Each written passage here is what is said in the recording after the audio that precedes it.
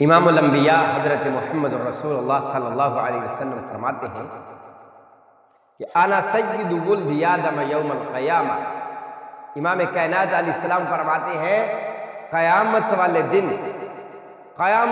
دن میں تمام ولد آدم کا سردار ہوں گا، لیکن ولا فخرا، میں اس بات پہ فخر نہیں کرتا، تکبر نہیں کرتا، غرور نہیں کرتا۔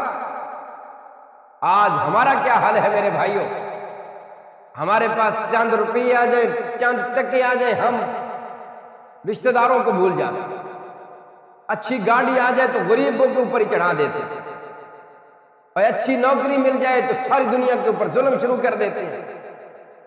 اگر کوئی وزارت مل جائے تو کہتا ہے میرے جیسا کوئی ہے ہی نہیں ہے، یہ تو عارضی ہے۔ پیغمبر علیہ السلام کیا فرما رہے ہیں؟ انا سید ولد آدم یوم القیامہ ولا فخر۔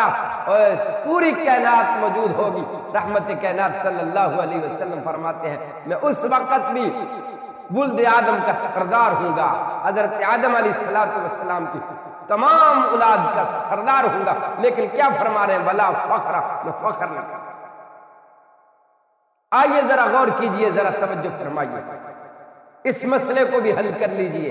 جیسے کہ میرے بھائی نے سوال کیا تھا کہ جی قیامت والے دن ہم نے سنا ہے کہ سب سے پہلے جو قبر کھولی جائے گی وہ حضرت مولا علی رضی اللہ تعالیٰ عنہ کی ہوگی، یا حضرت امام حسن یا حضرت حسین علیہ السلام کی ہوگی۔ نہیں بھائی، بات کو ذہن نشین فرما لیجئے۔